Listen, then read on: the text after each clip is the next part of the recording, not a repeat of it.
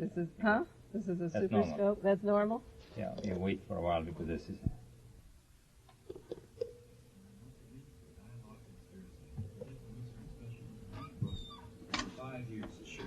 Yeah. Okay, no, yeah, wait until that's over. Yeah, I can push it down. Okay. I can hear from the other room. The program relates the news of the week, emerging evidence about the conspiracy to maintained by force, which controls the legislative, executive, and judicial processes in America.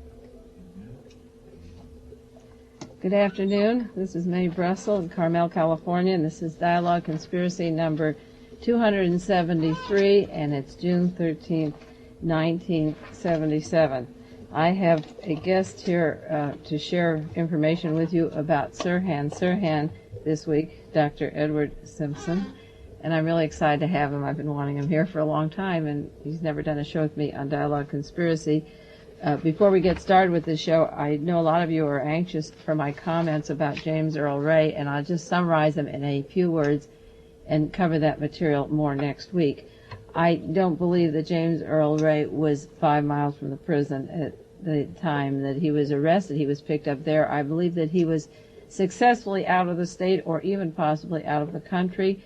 I believe that he was brought back because the House Select Committee and various people were outraged around the country and caught on to the fact of the tactical support that he had inside the prison. The prison warden was down in Texas at the time he allegedly escaped. The electricity was turned off that would have caught the men climbing over the fence. The yard wall was 10 feet high.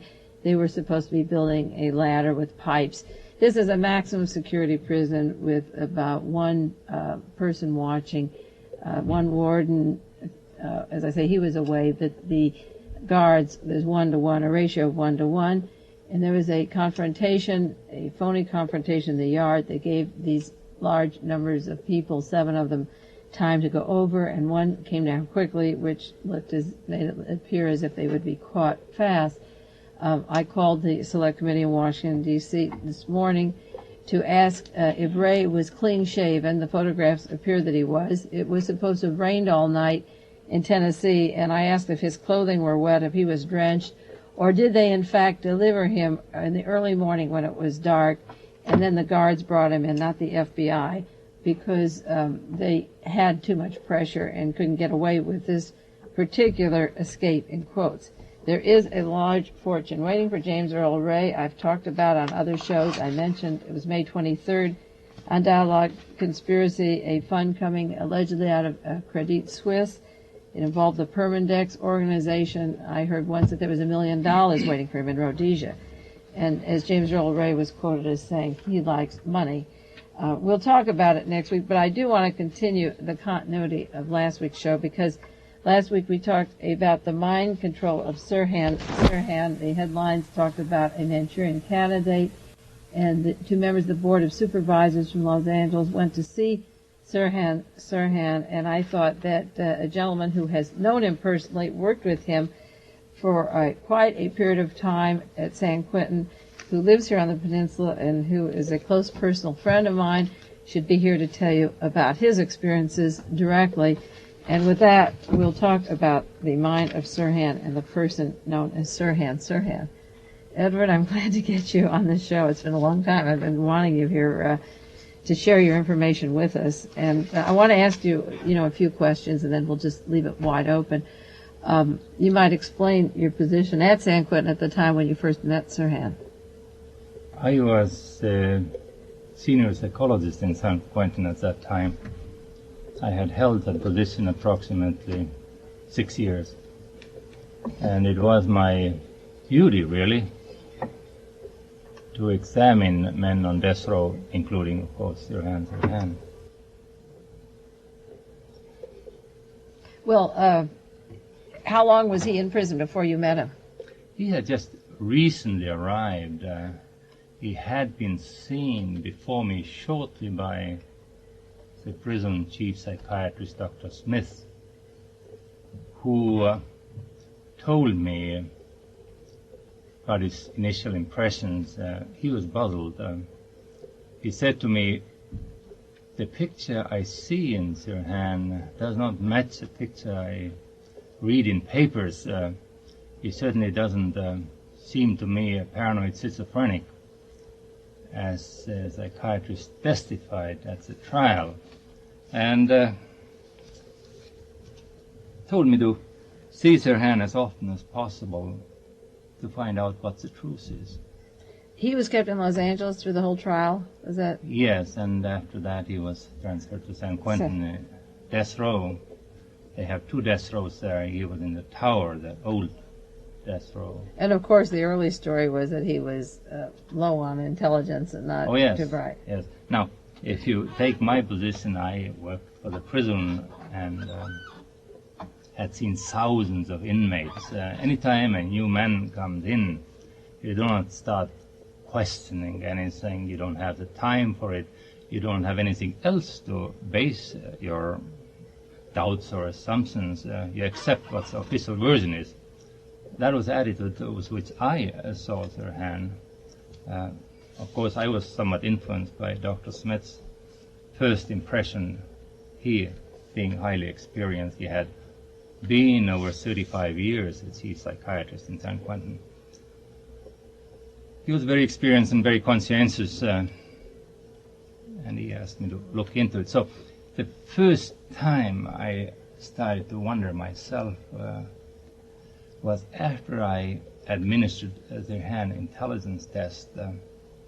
I found out that his IQ was very much higher than what the psychologist reported they had found during the trial. Over 30 points. They IQ was 98 and mine was 129, which is what we call a very superior, or the upper 1% of quite the respectable. population. Yes. I should say, startled me. Why would professional people make wrong statements at the trial under oath? Why would they testify? I also found out that, of course, later, reading the trial testimony, every word said at the trial I had a chance to study from typed up records. They had also reported that Sirhan's IQ varied from below average to above average, which is an improper way of reporting IQ. IQ is always a point on a ladder, sort of telling you how far you can climb. It isn't that in some ways your IQ is lower or higher. It's just one number. Well, I think that deception at the trial with Sirhan was identical to the Lee Harvey Oswald story, the Warren Report. Of course, there was no trial. Lee Harvey Oswald was murdered, but the personality profile that was created tried to make him a bumbling fool who couldn't be used by any organization as a conspirator because his reasoning was too low. It wasn't logical to use him because he had such a low mentality. Who would trust him, you know? Right. And therefore they had to falsify it. And as I spent 9 years cross-filing the Warren Commission hearings and testimony and exhibits, I found IQs, tests of Lee Harvey Oswald, and skills in all kinds of fields: Russian language, linguistics, and radio work, electronic work, photographic techniques, and security clearances of radar in the service. And yet the government body, the police, the officials, found the necessity to actually perjure or falsify what they were saying about the person when it didn't hold up. Yeah, during the trial, Sirhan was depicted for the press and at the trial by the judge. He was handled as a crazy person, if I use a layman's term, a paranoid schizophrenic, so sick that he should have been always in a mental hospital, according to Dr. Diamond, who testified at the trial and saw him extensively. And the psychologist testified that he was barely average. Well, you know, one of the problems at the trial that I've studied was I've just got first-hand information when Hugo Pinell was on trial for allegedly killing a guard out here at Soledad, and I went to trial in Salinas. And he actually passed out in the trial and fell on the table, and he was drugged and doped. And this Leslie Van Houten was recently trialed, had a trial in Los Angeles, one of the Manson girls, a new trial. And she testified just a few weeks ago that she was given LSD through the entire trial while she was in prison. And they tried to blame Manson for influencing her mind, and yet when she's in a women's prison, the tightest security, the only one who could get her incoherent during a trial would be the prison officials. You can't bring your purse or anything, to visit these people. So Sirhan could be kept doped while in confinement, through food or water to make him appear a certain way, couldn't it? And then when the trial's over, he comes to you as a different person. He was very much a different person as a picture given to the public by press and the professionals at the trial. Anyone who saw him in San Quentin could readily tell, and the cards, I'm sure I could verify this, could really tell that he was as normal as anybody else there. That he certainly wasn't schizophrenic. He was rather thoughtful, reflective. Incidentally, this program does get down to Soledad. The men are not allowed to make coat hanger antennas or wires or whatever they did, but it does get to some of the people there, and Sirhan is there at Soledad. Is there any special message, through the grapevine? I would like to tell him. What would you like to tell Sirhan, as an old friend and buddy? Yeah, I would go back to our many conversations, and I started to enjoy them because he was rather intelligent and had read a good deal. I would tell him to remember what he kept telling me over and over. I must have an Arab lawyer. The conflict between the Jews and Arabs, and I somehow end up always someone with Jewish background representing me, and I want an Arab lawyer. Right now I find he has again a Jewish lawyer, whom I have had no reason to learn to trust, just reading his statements. I wrote a long affidavit in Sirhan's behalf. I studied the trial transcripts. And today, over phone, someone in L.A., Supervisor Baxter Ward's office, told me that his present lawyer hasn't even read it. He was asking from them for a copy of my affidavit. Why didn't you write to me directly? And they also said that Mr. Isaac, his present lawyer, does not want psychiatrists and psychologists to talk to Sirhan. That seems very strange. Very strange. I have your San Francisco Sunday Examiner and Chronicle dated September 28, 1975. That's just a little less than 2 years ago, and there's a picture of you on there, and it says One Man's Theory. A hypnotist set up Sirhan, and the article goes on, was Sirhan some sort of Manchurian candidate hypnotically programmed to participate in the 1968 assassination of Senator Robert Kennedy and take the blame? And then it goes on to quote you that he was prepared by somebody, he was hypnotized by someone. Now, it's June of 1977, in May, just last week, the two members of the Board of Supervisors went to see Sirhan, and the headlines were reading a Manchurian candidate, and everything that they were saying in the newspaper you had said 2 years ago. Here you are, well-trained, a man of excellence in your profession.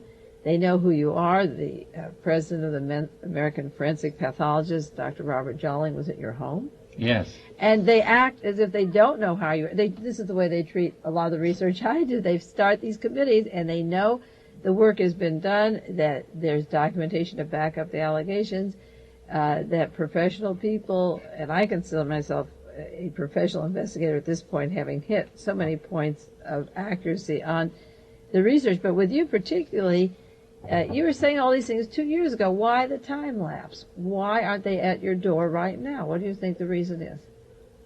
I'm sure there is more than meets the eye, that things are not what they seem, as the old saying goes. While some appear to be trying to find the truth, others, I'm quite certain, are just as busy trying to hide it, because they may have some good reason for it.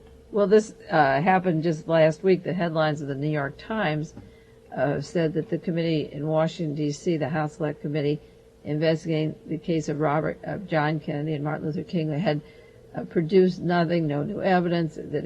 They imply that Congress should take their money back when they've just been formed a few months. And the same way the media is suppressing that group back there, they suppress your information. Wasn't the major media going to interview you on this case when they went to see Sirhan? Yeah, they sent a deputy named Larry Larson over who talked to me.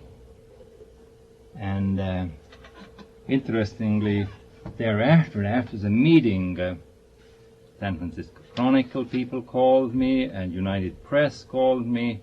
A man named Mike Ellard from Los Angeles, representing United Press, called me and said, I want to see you. I have to have an interview with you on Friday. But they never showed up. They never showed up. Obviously, someone told him not to go and see me. You become I wonder why. You become a non-person. Yeah. You know, it's like the media.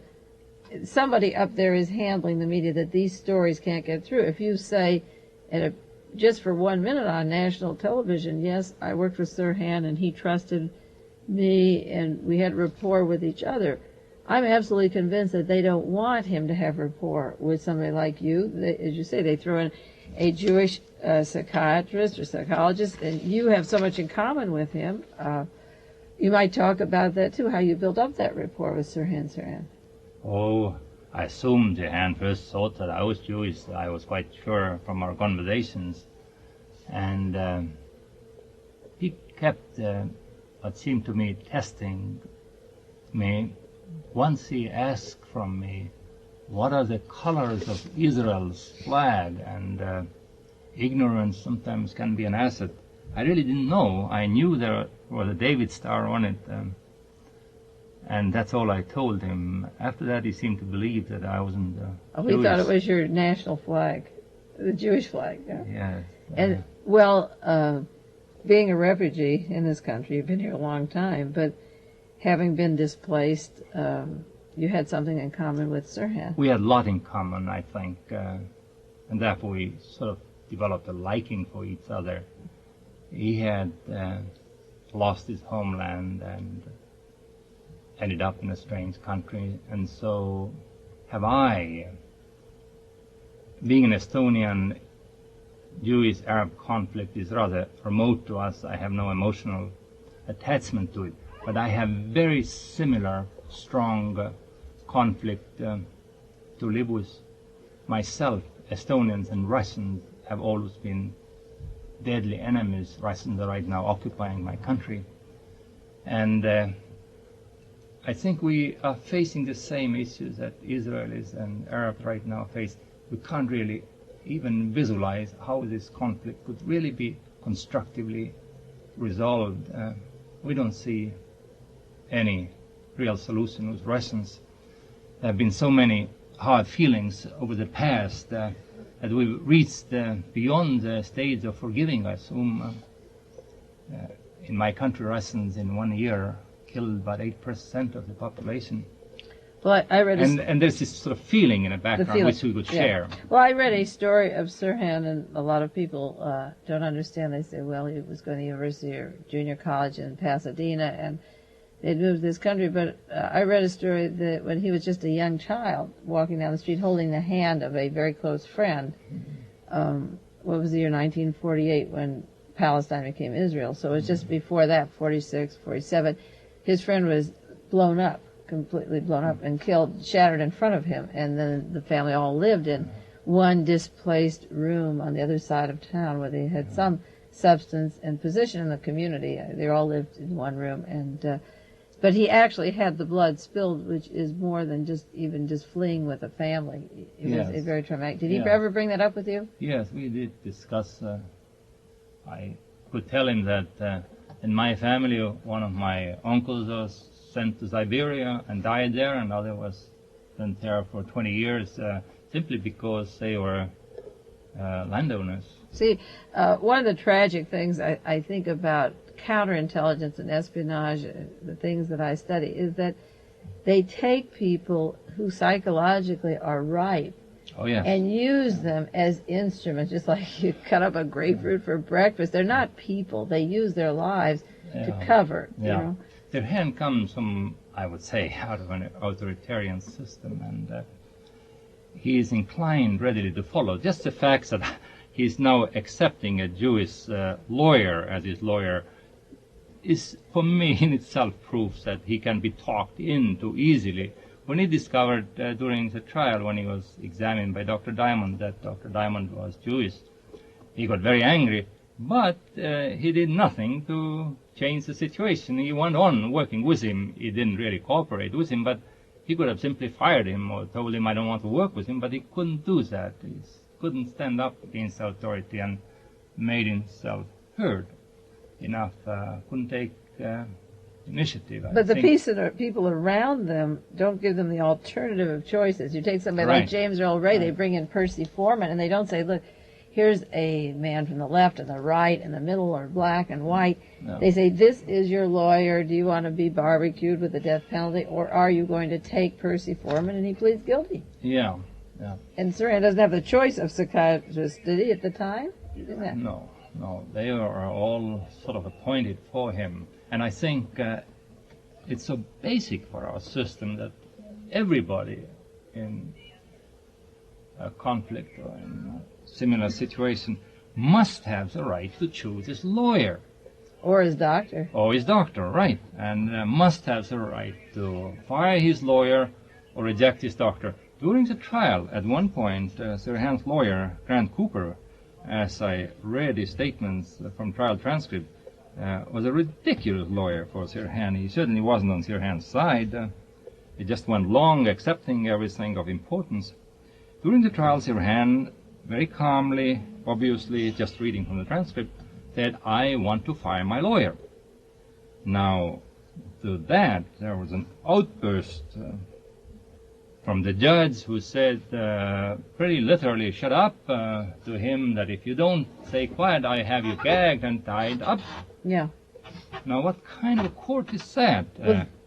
The same thing happened to Jack Ruby. He testified to the Warren Commission in July of 64 that Melvin Belli didn't represent him, that he said he was crazy or had epilepsy. He said, I wanted to tell the truth. I wanted to get on the stand and tell what happened, and they wouldn't let him on the stand. Jack Ruby was never allowed on the stand. He was forced to have his lawyer, and he never could even say a word. Yes. As I was talking with deputy from Supervisor Baxter Ward's office, I said, I have no evidence for conspiracy. I have many doubts about things that went on, and I have some facts about very improper handling of a trial. The least your hand should have now is a new trial. People get new trials nowadays for very minimal difficulties or technical problems during the trial. He has great many grounds to have a new trial, and he should have a new trial. He should have a new trial with his Arab lawyer, as he always wanted. He should have a new trial with an Arab psychologist or anybody else. He used to tell me that if I'm ever examined, I want you to do the examining from now on, and I will not accept anybody else. That he used to repeat several times. Well, I think that it would be interesting for people that listen to the show maybe to write down to Los Angeles, the Board of Supervisors, just Los Angeles, California, and ask why Dr. Simpson is not seeing Sirhan and why they're dragging their feet in this matter. I think as old buddies, and he did trust you and told you how he felt, that you should have a right, and they should not bring in somebody new. You already have a rapport. I think it's a tragic mistake. Well, if they do bring somebody new, you don't ever know who that person is and what his mission is or whom he represents. He could even be hypnotized to say, yes, he did it. Yes, and he could be maybe hypnotized by the same person who may have programmed him in the first place. You don't know who that is. You don't know. That's a very good point. If we touch the whole area of hypnosis, and let me go back to the first picture that was given to the public. Sirhan is a paranoid schizophrenic, means incurably insane. Essentially, that's what we mean by that label. Now, we know from all the evidence we need that you can never hypnotize a paranoid schizophrenic. They are too preoccupied, too suspicious. They would never usually consent. They often believe that they're hypnotized when they're not. They often believe that everybody around them is hypnotizing them. Sirhan, on the other hand, was exceptionally good hypnotic subject, something no psychotic insane person can be. He was asking me to hypnotize him, which I didn't. I postponed it to the day when I was not allowed to see him. I wanted to first get information without hypnosis. He was practicing self-hypnosis. That seemed to be one of his major activities. He made up a circle. He said, I have a circle like that in my cell. I stare at it, and then I go in a trance, and I experience a lot of things. Now, to do such things, to be able to hypnotize yourself, you must be usually taught to do it. You don't pick it up from a book. And he obviously had a lot of training. By whom? I don't know. Somebody took the trouble and time to train him in self-hypnosis extensively. You see, if it was an innocent kind of training, the doctor would step forward and say, oh, what a coincidence, he came into my office. But before we went on the air, I brought up the subject that James Earl Ray had gone to this school for hypnosis, had been with a hypnotist in Los Angeles. But these names are unknown. It would be wonderful for historical purposes to find out if they had the same hypnotist in Los Angeles. And who did it? Who did it? Was interested to train Sirhan to use self-hypnosis so well that it became one of his major preoccupations. Well, James Earl Ray, when he was arrested in London, running around after the killing of Martin Luther King, had books on hypnosis still with him. So evidently somebody still wanted him to be in that position, hypnotizing himself. Yes. So he carried them with him. How about that book, RFK Must Die? Robert Kaiser wrote a book in which he commercialized with the cover and the script on the diary of Sirhan. And every one of these telltale conspiracies, men who never left diaries before just leave all the facts or so-called facts around. What about that? Yeah. As another point, I became aware of it after I saw the handwriting samples printed in Kaiser's book, and I had a number of samples of Sirhan's handwriting. I had him take tests and write stories to a well-known test, the so-called thematic apperception test. And the handwriting is distinctly different. I would say, having had a lot of training in handwriting analysis, there isn't a chance, 1 in a million, that Sirhan wrote those additions to the notebooks. And the notebooks were used as a major evidence convicting. Did you save the papers? Could you take from San Quentin the papers that Sirhan did with you so that in a trial, if it came up, that you could testify that there was a different kind of writing, or did you have to leave them all there? His personal papers. Edward's laughing here. Yeah. I'll keep this. Okay, tell us they can't see your smile. Maybe I asked the wrong question. You know I am an investigator. I'm sorry. Should we erase that one, or can you prefer not to comment? I prefer not to comment. Okay. But I can prove beyond any doubt that those handwriting samples stem from different people. Would you testify that at a trial? Yes. I think... Sirhan did not write. He did bring up the issue a number of times that asking who wrote those things, who forged them for you. Really? Yes. I think it's really great that people that have listened to Dialogue Conspiracy for a long time, who know the program and how many shows I've done on these various people, can have the opportunity to hear somebody who knew Sirhan personally and can tell you some of these things that I've been trying to share with you, because he used to ask you a few years ago, where was he or did he do the crime, didn't he? He was asking you that a while back. He wasn't sure that he did it. Well, there were actually like two people talking to me, if I think back to our conversations. In one hand, he used to recite, yes, I committed the crime, and he used to recite cliche type of statements over and over. I did it because the conflict between Jews and Arabs, and I was protecting Arabs' interests and so forth. But he never seemed to have any details to back up these statements, and he repeated them numerous times. Then at other times, particularly after he learned to trust me, he was very puzzled, concerned, I would say deeply concerned with the whole issue by asking me, I want to find out what really happened. I have no memory. I can't tell you what happened during the entire incident. I have no recollection whatsoever of what happened. Well, Sirhan, and he was so genuine about that. he would ask you to help Yes, him find out. he would ask me to help Yeah. him. Well, there were 4 guns in the Ambassador Hotel. I that took night. notes, and I have some Okay. here with me, and Okay. these are exact His exact words words from is- him. I don't remember what exactly what I did, but I know I wasn't myself. This is I remember there was a girl who wanted coffee. She wanted coffee with lots of cream and sugar, so I gave her my cup and poured one for myself. That's the last I can remember, until I was being choked and manhandled by the crowd.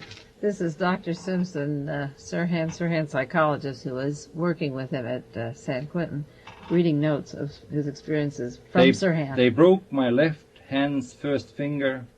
I had a lot of bruises in my face, and then the police came, took me to the police station. I went through the booking. I still did not know exactly what was going on. They were very friendly and brought me lots of coffee and were recording it. Then they took me to court, to a magistrate. There I first realized what had happened. They read the charges. Is that common in a murder? If somebody went with the intent of shooting somebody, that they black out that way? No, that's not common at all. It can happen, but it's not in this manner at all. No. I don't remember exactly. There was a lady judge, 6 or 7 o'clock in the morning. She was wearing a robe. It seemed weird to me, because I have never seen a woman judge in a robe. That added to the dream-like state I felt. There was a judge, but she was a woman. It seemed funny to me. I couldn't believe it. As an Arab, this is more significant than for people here. Then they took me to the county jail and treated me for medical ailments and took a blood sample. This is funny. The district attorney first denied they had a blood sample, but when pressured by my attorney, Mr. Cooper, he did admit taking blood, but said they did not examine it for alcohol content. That's a lot of bullshit, I think. Then the lawyers started coming. This was June 5th, 1968. The trial lasted till January 69. The 6 months I was examined by doctors numerous times. Dr. Richardson saw me only once. Dr. Shore saw me only twice, but they wrote a great deal and testified a lot. And so they wrote a great deal and testified a lot. Yes. And none of them really very sympathetic to the man's situation. No, not really. They were Jewish doctors. They were Jewish doctors. And they had accepted that their hand had killed. The question was to handle it as a case of insanity, using what we might now call a Lone Ranger theory, a single individual doing it independently. That's the way with on his own. Lee Harvey Oswald Yeah. and Arthur Bremer, the Wallace shooting. And, And that would settle everything, and nobody would ask any more questions, which would be a very convenient the theory. deranged loner. Yes. Yeah. And with a little hint of internationalism because the Yeah, family had been yeah. brought over here.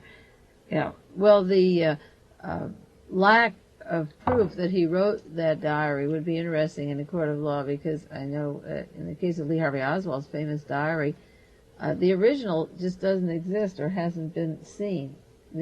I've heard it's been destroyed. They had used some chemicals supposedly for some testing, though you can't see anything. Isn't that terrible? In '64, when Marina Oswald testified for the Warren Commission, they said, we hand you a copy of what is purported to be your husband's diary. And her first reaction was, where did you get it? How did you get it? I never heard that Oswald's diary was destroyed. It was? I don't know that. Yeah. was never a Person- handwriting analyst called in. On the Sirhan case, at the Yes, trial. Yes. Well, you know that Grant Cooper, the attorney that was brought in for Sirhan, came right from John Rosselli, the famous man who was found dead recently, another witness before the Senate committee investigating the Kennedy assassination. And Rosselli had a lot of links with members of organized crime who could have influenced Sirhan at the racetracks. Where he Yeah. would, that's the area that he seems most lack of knowledge. His mind is gone in that area, isn't it? Around the racetrack. Do you have some more there that you want to read us about Sirhan? You got some things there. Yeah. He told me whatever strange behavior I showed in court was the result of my outrage over Dr. Diamond's and other doctors' testimony. They were saying many things about me that were grossly untrue, nor did I give them any permission to testify in my behalf in court. There was one other investigator who saw the addition to the notebook, these famous statements, many more will come, which were supposed to show that Sirhan planned this killing long time ahead.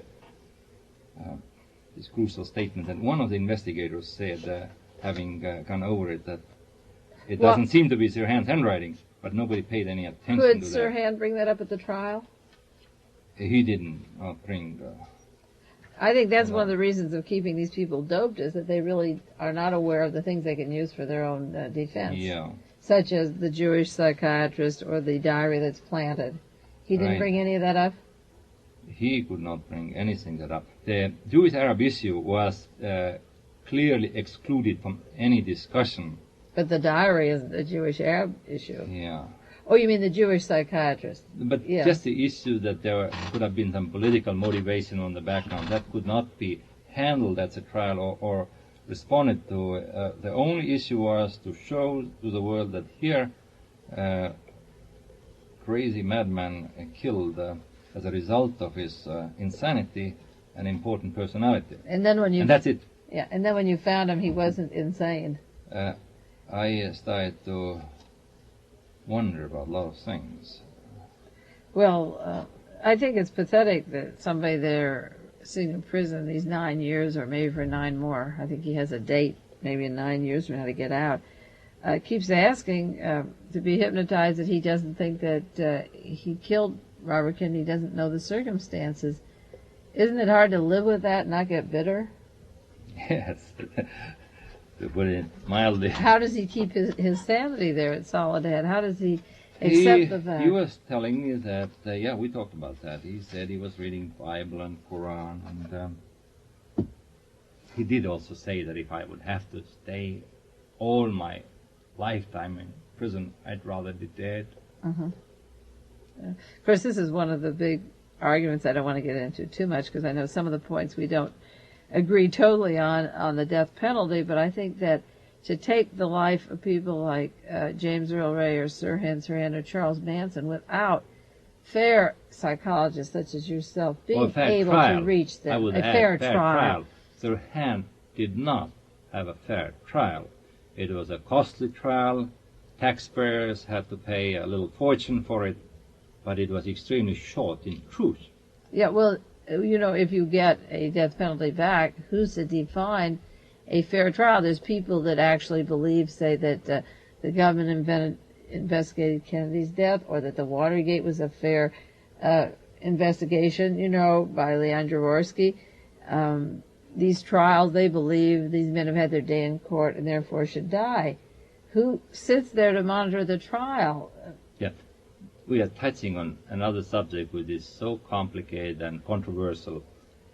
I always held a very strongly anti-death penalty view. I've been in war, I've seen people dying.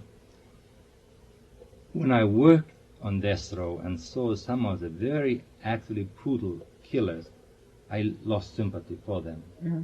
And so I've changed some of my mind there.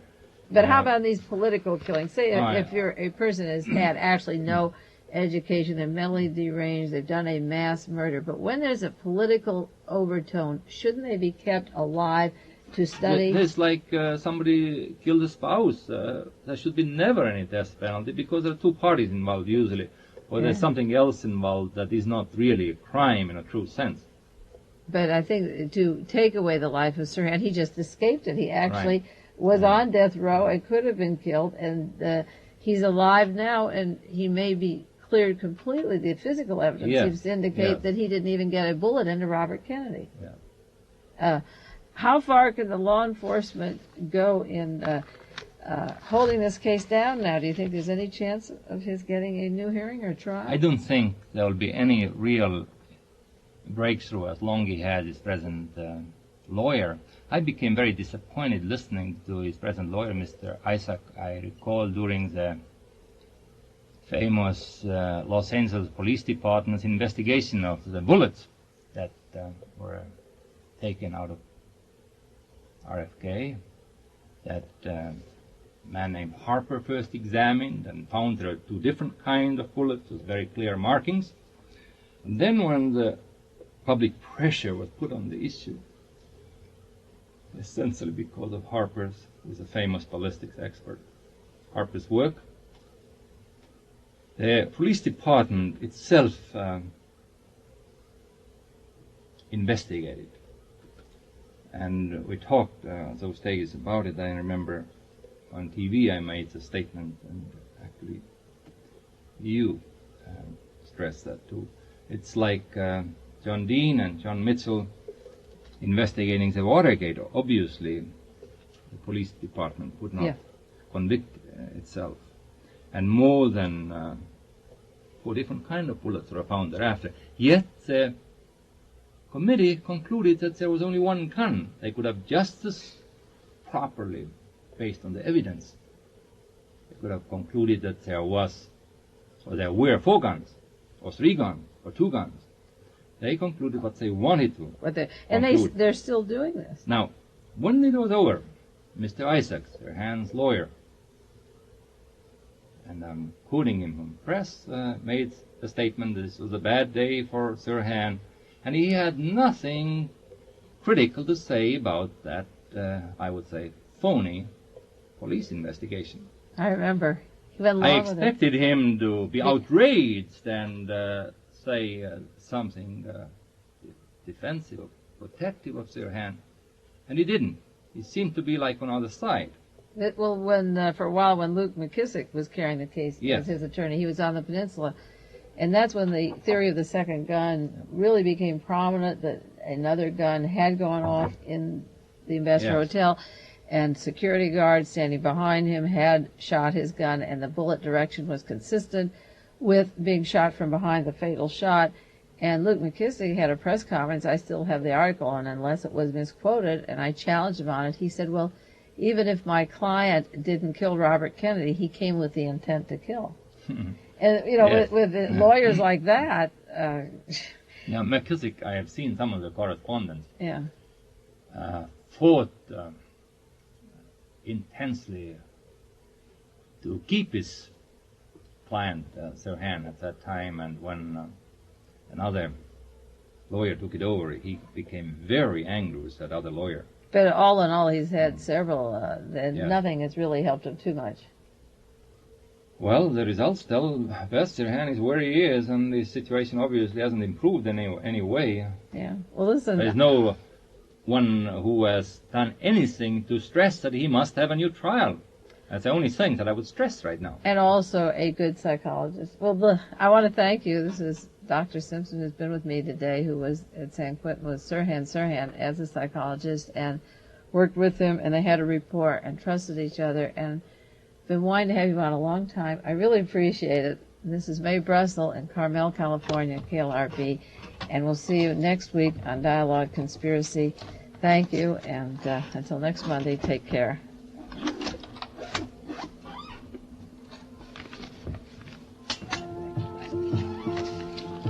That worked out good. Sounded great. Good. You mean your books have doubled the listen of that? Oh yeah. A lot of times it's hard because there's people.